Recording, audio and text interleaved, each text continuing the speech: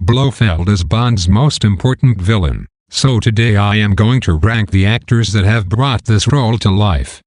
There will be spoilers.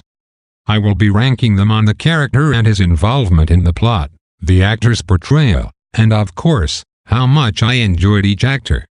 Number 5. Charles Gray in Diamonds Are Forever. Let's talk about the plot first because I feel like his character was destined to fail from this alone. Blofeld just killed Tracy in the previous movie, yet Bond shows no resentment for this loss.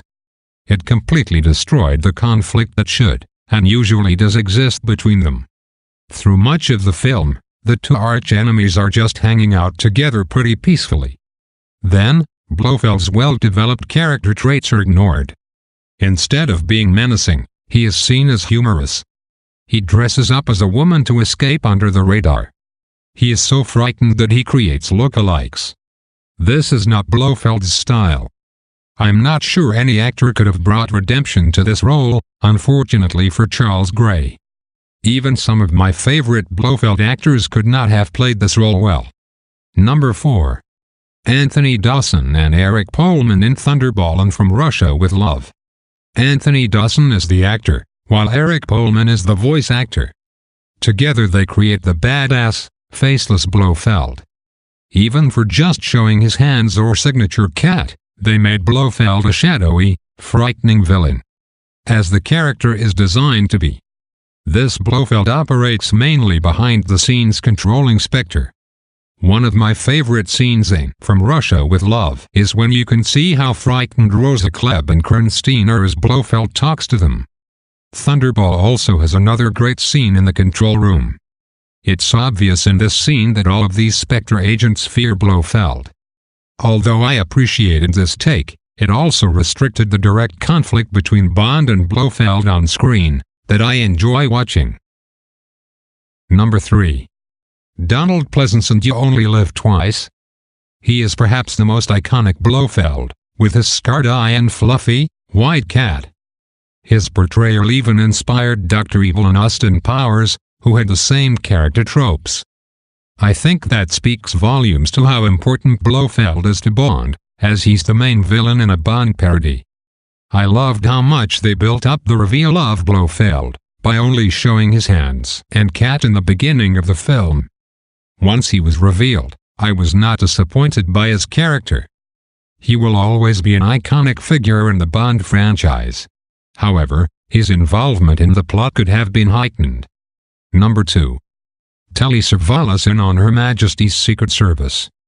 What separates Telly Savalas and my number 1 Blofeld from the other actors is the combination of a great actor with a great plot. This Blofeld was linked to Bond's only wife, Tracy, and ultimately ends up killing her.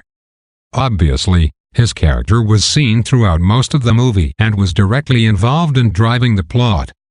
There are also good moments between Bond and Blofeld on screen, such as when Blofeld reveals his plan to Bond after capturing him. My only complaint is that Telly Savalas didn't have the chance to reprise his role in further Bond films. Number 1. Christoph Waltz in Spectre. Much like OHMSS, this Blofeld is involved heavily in the plot and is linked to Bond girl, Madeleine Swan. My favorite part about this Blofeld is the introduction of new elements to his character. For instance, Blofeld is now a psychopath. This could be seen when Blofeld decides not just to kill Bond like his character might have in previous movies, but instead torture him. Not only does he torture Bond, but he seems to get enjoyment out of Madeleine and Bond's distress in this scene. Furthermore, they introduce that Bond and Blofeld shared a childhood together after the death of Bond's parents. Some have mentioned that this seems a little convenient to the plot, but I still enjoy how it makes their relationship even greater. Lastly, Blofeld claims responsibility for Bond's pain. It was me, James, the author of all your pain. I mean, who could be a greater villain in Bond now? It's hard to say whether this is a reboot or a separate universe, but it seems to me that this foreshadows Tracy's death in addition to obviously claiming responsibility for Vesper's and M's death. I've always felt that Blofeld was Bond's greatest enemy, but Spectre really sealed the deal. So there you have it. I can't wait to see what the franchise does with this great character in future films. I want to know what you think.